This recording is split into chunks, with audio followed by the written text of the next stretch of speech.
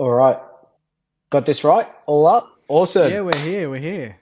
Welcome to Footy Abroad. I'm your host today, Swoop Luke. It's the non-finalists today. Terry is out doing another stream on, I think it's the Jumper Punch. So you can watch that after this. It's only going to be a nice short 30 minute sort of stream talking everything finals, everything non-finals. Jake, how you going, mate? Yeah, I'm good, mate. Thanks for having me. It's an honor That's to all right. to be a co-host with you today. Um, we're almost sort of been pushed to the side this week, haven't we? The other boys have got bigger fish to Yeah. fry. But it's good to be here. It's been a big week. For us, it's a bit different because we're pumping out trade videos already. Like you've Far been out. doing plenty. I've been doing. I did about 5, 6 last week, which is nuts. So that's where I feel like that's where our minds are is like, how can we get the lists? How's the team going to go prepping for Yeah. next year? But there's finals around the corner now, so that's pretty exciting. Yeah, look, yeah, pretty much. Like I haven't had to think about trades this early on for so long, and now it's just sort of, yeah, just catching up on content that wise. And I put out a meme today that was like, I don't know if you've seen the Pablo Escobar Netflix one where he's just like Yeah. waiting at the dinner table and stuff. I was like, football pies not in September. It feels Yeah. it feels really, really weird. But yeah, it's finals week. It's a big occasion for eight sort of teams. What did you I don't know if we've talked about it already, but what do you think of the pre-finals by? I know the girls start. Your girls had a really good win, didn't they? Yeah, we Did had they one of top the team? Yeah. probably the best performance we've had in our history, to be honest. We played the Suns away and we beat them by 54 points. So the girls look very good. They're back home Sunday against the Swans, so favourites for that, which would be good to start the year 2-0. And they ended the year last year, if everyone remembers, I think 5 of the last 6 and almost made Well, finals. yep. Might have been one game or percentage out. So good win for them on the weekend. So very happy. Yeah, it's good. Like AFLW's back. Our Yep. girls just went down 4 goals 11. So the same problems Ooh. that we're getting with the boys, we're getting with the girls. Unfortunately, what's your take on the pre-finals by though? Pre-finals by. Um, I don't know. I don't mind it. I think some people have actually argued that I don't know who it was, but they should bring the Brownlow forward. They should bring all the awards to sort of that week and make it sort of a big lead in, which would be pretty exciting. Instead of I think the Brownlow's prelim final week or in Yep, the lead up to the granny. grand final. I Yep. don't mind it. It helps teams like Carlton. They're gonna get a lot of players back if they play last week at the Gabba. It's Yeah, heavy favourites Brisbane and puts them back. I think the one week just gets everyone set. There's no, they had a 4 day break. They had a 5 day break. There's no yeah, complaints yep, about yep. that. So that's a big one, especially if you're traveling away in the first week. Um, and for a week like if your team's not in finals like us, it's just a free hit of content. It's a lot of talking points. It's teams can get their list sorted, delistings. That all starts kind of unraveling. Yep. So I'm not completely against it. Are you not a fan? No, no, I'm a big fan of it. Yeah. I think more could be done for the day. Like I don't know if you saw, but there was like a All Stars versus Allies, almost like an EJ Witten game, played on Oh some yeah, weird yeah. park with stand up foot goalposts. Mm. But that looked. I watched a little bit of it. I think it was streamed on YouTube. So I watched a little bit of that, but I think it could be a bigger week. But then it's the week that AFLW starts. I am a little bit. How's it going with the AFLW starting when finals starts? I don't know what your opinions Yeah. are. Just I don't really like it that much. No, I think it's I talked about it on our potty last week, I think, and that was when people were upset about how the Bulldogs AFLW team was going to play this Yes. Friday Yep. at Whitten Oval, while the doggies and sorry, is it Friday night? Hawks and Yeah. Dogs. Friday Yeah. night. Yeah. Yeah. Yeah. So yeah, they're playing at the G, then the AFLW at Whitten Oval, and I said on the potty, I'm like, it's stupid. They should just put the girls as the curtain raiser at the Yeah. G. That's what they've And done, they're done. and Yeah. I know the NRL do that really well. The NRL women's they do a lot of curtain raisers leading into the men's games, but it's a timing. Like how can you compete with the final series launching? Yeah. How can you Yeah. possibly compete with that? Yeah. 100%. Yeah. Like I remember last year during the grand final, the Collingwood girls were playing Essendon at the AIA Centre hours before the game, hours before a grand final. Yeah. Like I know it's Collingwood and stuff, but there's grand final. Especially if that's your team, there's grand final things to do, and you want to put it. I don't think. I don't know. I personally don't think the league takes the AFLW serious enough. But I guess that can be a topic for another day. Let's start off straight into finals. Yeah. We mentioned Hawthorn Bulldogs. We'll get into them in a second. So we've got Geelong and Port Adelaide on Thursday in Adelaide. Yeah. What are your thoughts on that game? Because that's going to be all these games are going to be absolute. There's no dead rubber sort of. Oh, why are they playing these two? It's going to be absolute rippers all the way through. Port. Yeah, Port's the one where I've said I think you've supported that for the majority of the year. It's just a team that very hard to gauge, very hard to trust because they've burnt us before in finals in particular. That's probably where you don't trust them. During the season, they're one of those teams. They're always going to be up there. They're always going to win a lot of games at home. They're pretty good away. Good list, great midfield. But the Cats are the Cats. They're professional. They've had 2 weeks to prepare for this, or Port, obviously. And I don't think travelling worries them at all. I think they stack up pretty well against Port, from memory. Although Port did beat them in Geelong last time they played, which was a really good game. I'd probably back Port in this one, to be honest. Just though. Like, I'm not convinced, but I don't think they're going to do straight sets like some people think. I don't think they're going to go out straight sets. Yeah, no, I'm feeling a bit the same way. We've been on that bandwagon for quite a while where Port are just the pretenders. But what do? They finished second, right? And you kind of got to put that pretender card away a little bit because they did, come out and beat a Fremantle side that should have been playing finals. Sorry, had a chance to play finals, so they came out and pumped them. But in Adelaide, I think it's going to be close. I don't think any of these games coming up are going to be blowouts. I think they're all going to be close games. But I do have Port just winning. There's not rumours, but they're talking about, I think Zach Butters might not play. Yeah, I heard that. There's a little bit of argy-bargy. So they haven't got Dan Houston at all, even if they make the grand final. So that hurts them a little bit. But I love their midfield. I love the way that they set up. And then on the other hand, for how many years have we been discounting Geelong? And they just I know. And they keep showing up. Keep showing up. Yeah. But yeah, you're right. I don't think it's a straight as exit. It wouldn't surprise anyone. I don't think it wouldn't surprise anyone if the Cats pulled it off at all. Yeah. I think I've got a feeling that all of these games there isn't an overwhelming favourite, and we'll get to the other games in a little bit. But I feel like all of these games are just really a nice edge. I haven't seen the odds or anything like that. But let's look at Hawthorn Bulldogs. So Friday night, big game. Hawthorn's first Friday night game since 2022. Do you think puts them at a bit of a disadvantage? No, I don't think so at all. I don't think there's been so many of those little things during the year. It's like, Hawthorn haven't played, here on a Sunday or Saturday. They've got these players out, whatever, and they just keep that momentum is so strong that you could put them anywhere, anytime against anyone, and they're probably going to back themselves. But that's the.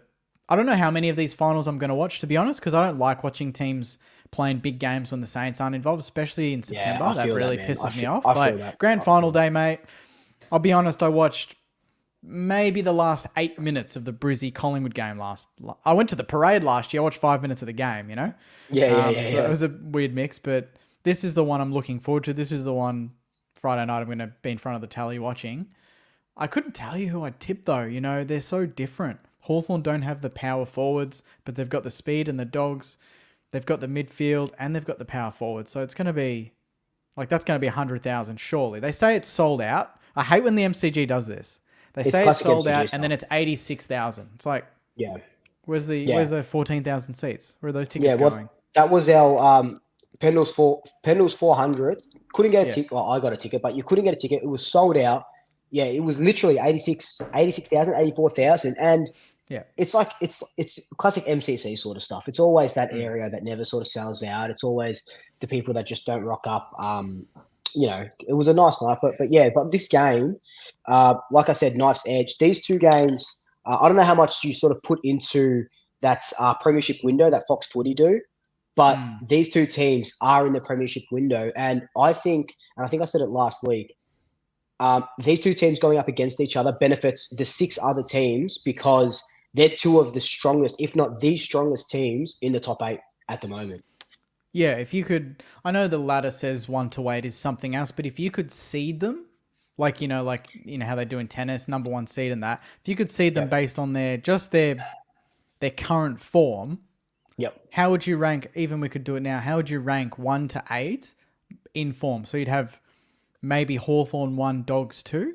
Yeah, I'd go... And then maybe Giants? Hawthorn, Dogs, Giants, Brisbane.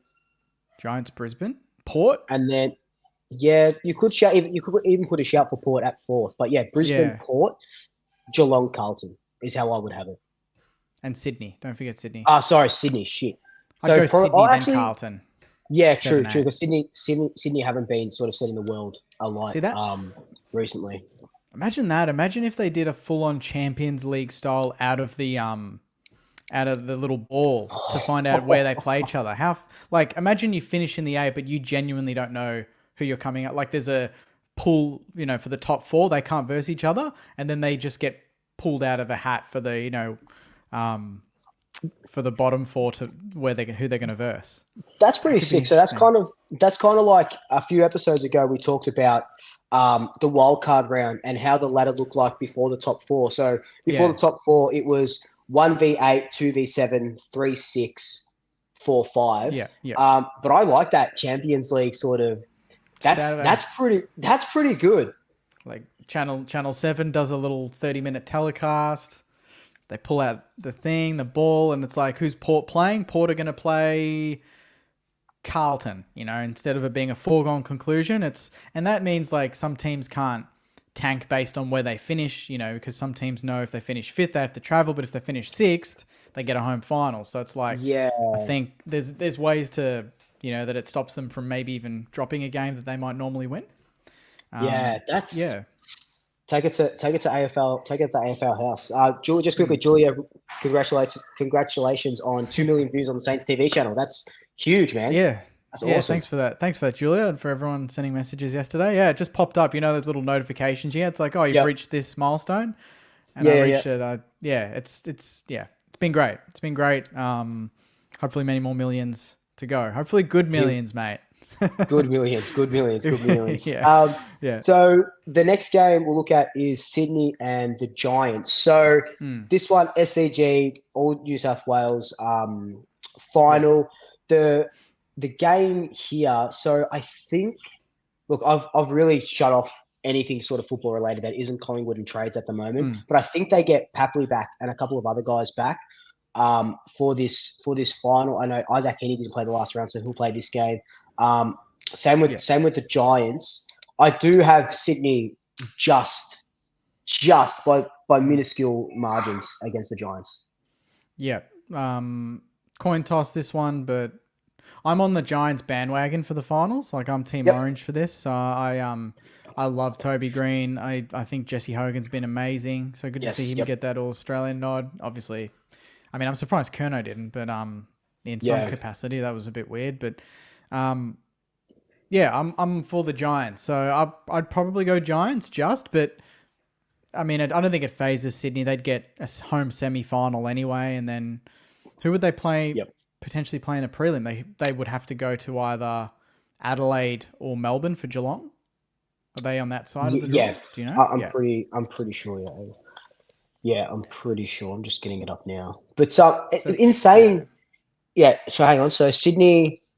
Yeah, so the loser. No, actually, no. The loser would play Brisbane or Carlton. And then the winner of that plays. But then the winner of that plays Port or Geelong, right? Port, Geelong, Western Bulldogs, or Hawthorn. Yeah, correct. Yeah. Okay. Yeah. True. Yeah. So that's what. Yeah. Okay. Yeah. So it's gonna be interesting. What do you think about? So if the Giants win, they technically have the right to play at Giants Stadium, which only houses 40,000 or so. There's been calls for them to play it at the SCG. So we see that when Geelong play a final, it's usually well, more often than not, it's at the MCG. Western Bulldogs are at they're hosting the game on Friday night at the MCG. Do you think that prelim, if they win, gets switched to the SCG? Is it fair to just give them the option? Like, I feel like they wouldn't be fast. Like, do you think? Yeah. Do you think they could just get asked and just say, "Hey, SCG," or because they're playing at the SCG now, and if they beat the Swans, I mean, they back themselves to beat anyone else there, so it wouldn't make a difference. Yeah, that's true. Yeah, whoever plays them there is still going to be traveling. I would honestly, how hard is it for the AFL to just be like, give us by 3 p.m. tomorrow where you want to play, locked in. They're going to have both venues ready anyway, depending on who wins. It's either going to be Sydney or the Giants. So I'd give them the option. I think top 4 teams need just a little perk like that. I know they get the double chance, but if they win, give them a choice. Where do you think they'd play? Do you think they'd go Giant Stadium, or do you think they'll just stick to the stadium they just played at? Yeah, I think they'd stick to the SCG. Like, why? Yeah. Why not? Like, they play well there. If they beat Sydney there, that's even bigger. And Sydney get to play at the SCG again anyway if they lose. So it's good for New South Wales as well. It's good for that sort of crowd. But yeah, I think they would play SCG, and then that leads us into the big on this channel anyway, the Saturday night game of Brisbane and Carlton. Now, this game, we talked about knife's edges.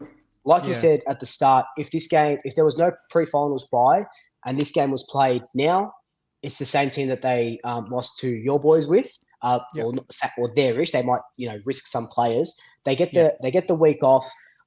They're going to get a bunch of players back. Actually, let's just mention Doherty. Yeah, I know. Incredible. 6 or 7 months, 180 something days. He comes back from ACL. Everything. If there's one guy in football that deserves to play again, it's Doherty. Everything that he's 100%. Done. It's a couple of ACLs now. The cancer, obviously, just announced that he's having a second child. So, wish him all the best. It's incredible. It is, and those are the sort of things that they're gonna be up for. Like, I know some people don't believe in all of the sort of sentimental side of football, and the players should just give 100% anyway. But having him out there, I mean, sort of spiritual leader, if you will, now, with Cripper, I think that's going to give him a big boost, and not to mention the guns they're going to bring in anyway. Curnow, Mackay, I think that most of them would be confirmed. Chera. But we talked about it, how many is too many? How many do you risk? Is it going to throw off any sort of balance in the team? Are they going to come in a little bit, a bit underdone? So that's what Voss has to play up is, do we go all in? Because it's it's elimination final, so it might be their last game of the year. You might as well risk it all. Exactly right. You got to sort of you got to roll the dice, and they're saying that they could have up to 8 players come back, and I saw someone, I can't remember, I should have screenshotted it, but it was on Facebook or something today, where the more players you bring in, I think when teams were bringing in 7 players, their win percentage was 19% or something. So they wouldn't want to buck a trend. Nah, it's going to be pretty interesting. I know we talked about it last week, but who do you have winning here? Because it literally, I still don't know, because I still think it could go 2 ways. I know I rate Brisbane, but I still think it can go in Carlton's favour with Doherty coming back. That could just be the extra, 2 goals that they need with Doherty coming back. I mean, to be fair, if they never had those injuries and they went into finals in this position anyway, I still would probably just say just Brisbane. So to me, I'm even I'm not confident of Brisbane, but you'd like to think they've made a granny. They really did stuff top 4. They shouldn't even be in this position. They stuffed it. No. So they'll be ruining that, but they might very well have no changes. We might see Carlton have all of the changes and Brisbane just go in unchanged. They're not expecting anyone to return, are they? They don't have anyone. Not that I've heard. I feel like They've had a pretty Brisbane. clean No, they've health. got literally a clean bill of health, except for obviously Yeah. the ones who done their knees. So they could very Yeah. much well go So that could unchanged. Yeah, be correct. like, that to me could almost be a little bit of the difference is that they're settled. They're at home. I don't know what the weather's going to be like. Not that, I mean, I don't think it's going to be too warm for Carlton. They're used to it. Although Carlton Yeah. have got that mental edge. They beat them there round 1, but Brisbane were up by 50. Like That's they true. were up by they were up by a lot and they screwed it. So I'll tip Brisbane, but probably by under 20. I don't think it's going to be. I think every final is going to be within that, 2-3 goal range. You'd think. I can't see many of these being blowouts. Yeah, no, I agree. Yeah, I think you're right. I think it's going to be 2-3 goals for each of the teams. It's the closest season we've had, like ladder wise. So I dare say it's going to be the closest finals we had.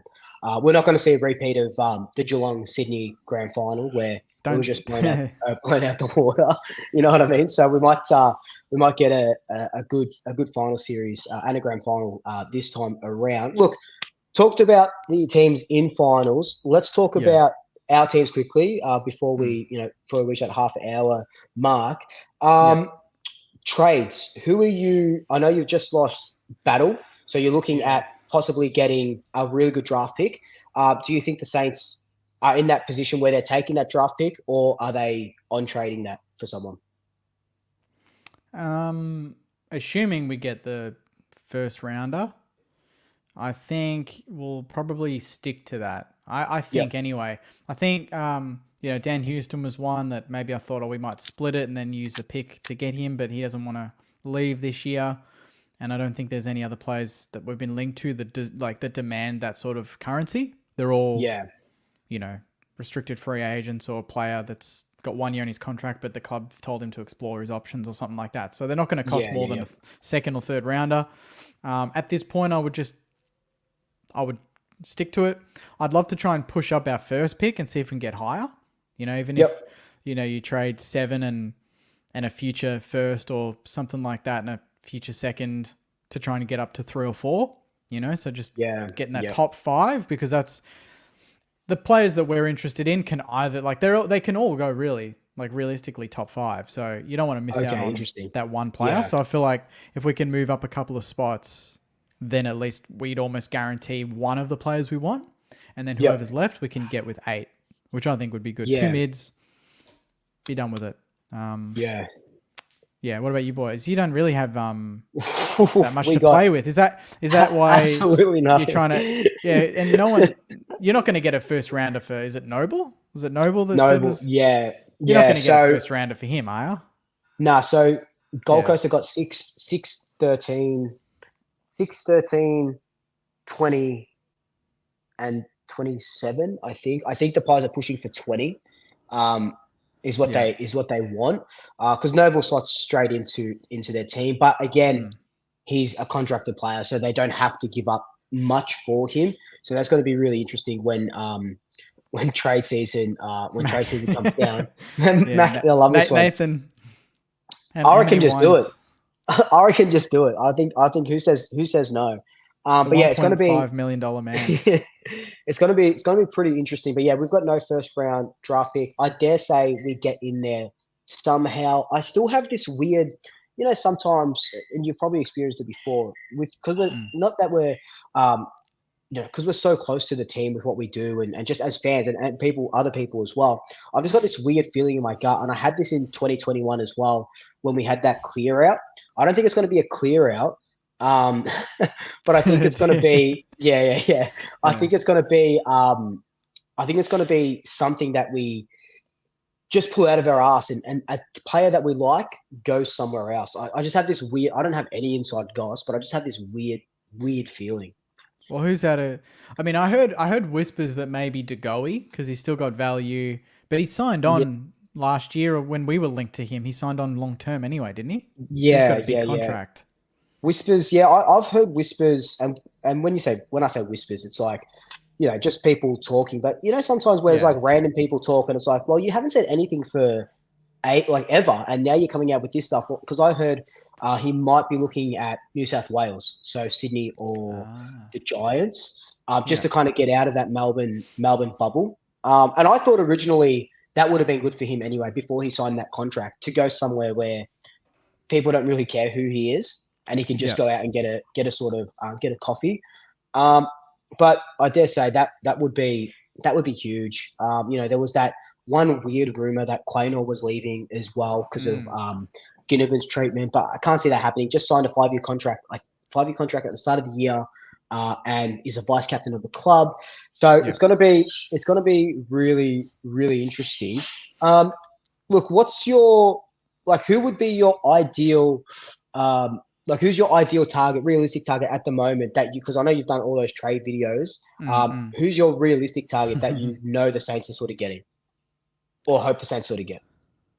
There's not many, to be honest. Like, they're all kind of, some of them are like, do we have to go for them? And then others are like Dan Houston, where it's like unrealistic. Jack McRae was one that was interesting. 28. Yes. Yep. He's a ball pig. He's a great midfielder in his own right. He can't get into the Bulldogs midfield. Be interesting to see if he plays on Friday night, because he's played a bunch of VFL games. He has, He's played 18 games for the Dogs, which is still quite a bit. Missed about 4 or 5. He's a player that, we've lost Seb Ross. We haven't offered him a new contract, and he hasn't retired, so he might have an offer from another club anyway. Brad Crouch is another one that hasn't played all year and we might not see him ever again. So losing senior midfielders like that, I feel like getting a Jack McRae, especially if we're going to draft a couple of mids. You don't want to go too young in there. I want mids to come in and learn how to train with professional midfielders that know how to find the footy. Yeah. I feel like he wouldn't cost much. Probably a second or third rounder, if that. Dogs don't need him. Yeah. He could be. I think he walks straight up to your best 22 or 23, whatever you want to sort of call it. I think he's probably not exactly what you're missing, but he would help. No. He would help your boys in the middle, and he's an upgrade on a couple of your boys. So I know he's the older end, but sometimes you got to get these guys in, like you said, especially if you're drafting, getting 2 draft picks in the top 10. I didn't even mention him actually, but James Peatling from the Giants. I know everyone's looking at him, but we've been linked to him for quite a while. And we've got a pretty good relationship with. The Giants gave us Steely, and that's turned out pretty good. So hopefully, I don't know, history repeats itself. We get him, and he turns out to be another gun. He looks pretty good for the Giants. Pies are interested in him as well. So it's going to be. Just leave, mate. Just leave. See, you don't have picks to give away. That's the thing. And that's the thing. We do. We've got 24, I think. We've got 24 we can get. But see, we might even split 8 if we get it from Battle, and if we split it for like 11 and 16 or 17 with, I think Freo've got a bunch. We can give 16 or something to the Giants for him, because his year's been excellent, to be honest. So, in current form, we probably demand something like that. So 100%. All right, look, before we go, we'll answer some of these questions. Let's do it. So all for you. Should the Saints go after Luke Parker? We're talking about a senior head. He's played really well. He probably plays the finals as well. Yeah. I suggested this to a mate of mine a couple of weeks ago when I think he played, maybe it was the Bombers game, and he kicked like 3 or 4 goals. He looks great forward of center, like as a 4th forward almost. He's kind of revived his career that way, and I'd love it, but I've heard pretty strong rumors that North are looking into him pretty heavily. So I don't know if he'll come to us, because I don't know, maybe North need him for some leadership. Same with Membry going to North potentially. They're just going to get all these sort of professionals in to help the youth. But I'd love him for a year. Would be great. I think he'd be pretty good. Niklaus, sorry if I pronounced that wrong. Is LDU a chance of being at the Saints next year? He just signed, didn't he, LDU? I think he's out of contract next season. Yeah, so 2026. So okay, yeah. So I'd love to get him this season, based on how North are going. I think he's probably not completely settled. And also next season, when his contract's sort of getting to the end, I think a lot of other clubs are going to go for him. And but if we play the way we played the back end of this season, he might see us as a bit of a destination club anyway and want to come. But at some point, I think we'll probably put our hand up and have a word to him if we haven't already. Would He's you the one. would you give up one of your top 10 draft picks, like let's just say the battle one? Yeah. Yep. I would give, to be honest, if it was even possible, I'd give up our pick 8 and a future first and maybe a second or third, and I'd get it done straight away because he's 25. He's not even at his peak yet. He would be our best midfielder instantly. He's everything we miss in that midfield. So midfield with him, Filippo, Hunter Clark, Steele rotating through there would be pretty exciting with Marshall. And you avoid that bidding war, in a year's time. When 100%. When 15 other clubs are going to go for him. Yeah, because everyone's going to chuck the absolute kitchen sink at him. And I wish to all the viewers that there was more I could contribute to these trade talks. But when we've got no bloody picks, it's so hard. Like Pies today were linked to Petrarca. Petrarca, mate. Come on, give him your future first for the next 8 years. That's pretty much what we'd have to do. Like I think if we had forward drafting for the 2 years, Petrarca would be at Carlton or at the Pies or somewhere else at the moment. Look, I'd love Petrarca. Even if it's just, he's 28, 29, just for a few years, he'd be absolutely elite. Not exactly what we really, really, really need, but you wouldn't say no to him. You wouldn't say no to Petrarca. You wouldn't say no to Bailey Smith coming to your team.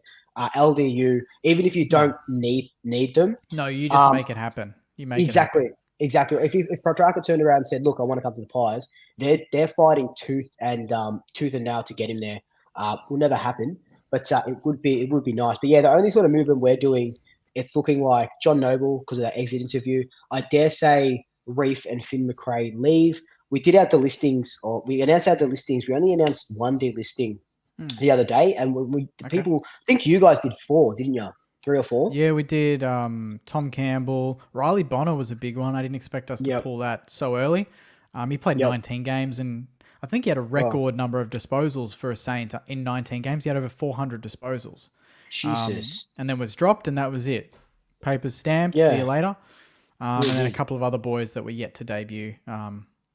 So no surprises there. They've had a few years in the system, and when you go 2 or 3 seasons and you haven't debuted and you're playing VFL every week, you kind of know, man. You kind of know. Exactly right. Yeah, and that's sort of where we were at with sort of Aiden Beck. He debuted, but didn't do a lot. Then he had a couple of injuries. VFL, we got a couple of rucks coming through anyway. But yeah, it was just weird that we did one delisting when we have so many uncontracted players. So I think it's a bit of a ploy, seeing what we can get on the open market because we don't have those picks. But Finn McRae has got 1 more year left. I think even Finn would be a good fit at the Saints as well. That hard inside mid he just needs game time. That's all it is. Yeah. I wouldn't be surprised if I was surprised that we didn't delist Jack Hayes after only 5 games in 2-3 seasons. Yeah. I would not. We're probably doing the same thing, not delisting him because we can get something for him potentially. Wouldn't stop a Collingwood going for him, to be honest. He's a tall forward. It wouldn't surprise me. He debuted against Collingwood in kick 3 in a pretty good game. But it wouldn't surprise me if, McRae for Hayes. How would that go? So straight swap. Would you say he's a key forward or just a big forward? He's he's a big boy. What is he, 195 or something? 190 something, yeah. He kind of pinch hits in the ruck when he's fit. What's his height? Well, it says 193, but he looks taller when I've seen him, but everyone's taller than me, I guess. But yeah, I don't know. Could be one that Collingwood are looking at. Clearly, there must be interest if he hasn't been doing it, unless we keep him. Yeah. Bit behind the pecking order, but yeah, we are looking for a forward. But even same thing with Kruger, uncontracted. We could probably give him a year. We haven't yet, so I think there's a lot of pins to pull at the moment. But look, let's wrap it up here. We said it was going to be nice and short. Jake, do you have anything to say before we wrap it up?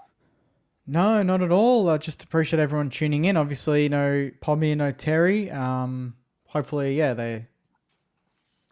it's a bit more of a stress-free game this week for them. It's going to be a great round of finals. Honestly, though, Port, for me, Port, Hawks, Giants, Lions. That's my tips. That's my 4 tips. I'll lock I those would in. go. I'm going to lock in Port. Pretty much the same. Port. Actually, yeah. So Port, Bulldogs, Giants, Lions. So I'm just going the doggies on Friday night. You got a certainty? What's your absolute lock? Or My is there absolute not lock. one?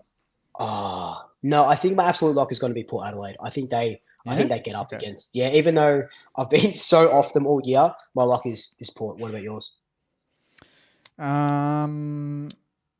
Lions. Perfect. And I know the boys will think I'm saying that to stitch them up, but I mean they're pretty formidable at the Gabba, and I never trust a team having so many players come in at once. It just that's team like announcements is going to be 19%. You know, Yeah. I don't know. It just doesn't seem great for chemistry. But hey, if they prove me wrong, good on them. Yeah, it's going to be interesting. All right, guys, thank you so much for joining non-footy final abroad today. yeah. Look at we're so sad. We're just so envious, aren't we? It just doesn't feel right. No, it doesn't. It doesn't. But look, guys, thank you so much for joining us. We'll see you more than likely next Tuesday. You can find us all on our respective channels. Love you all. Up the mags. Go Saints. See you guys.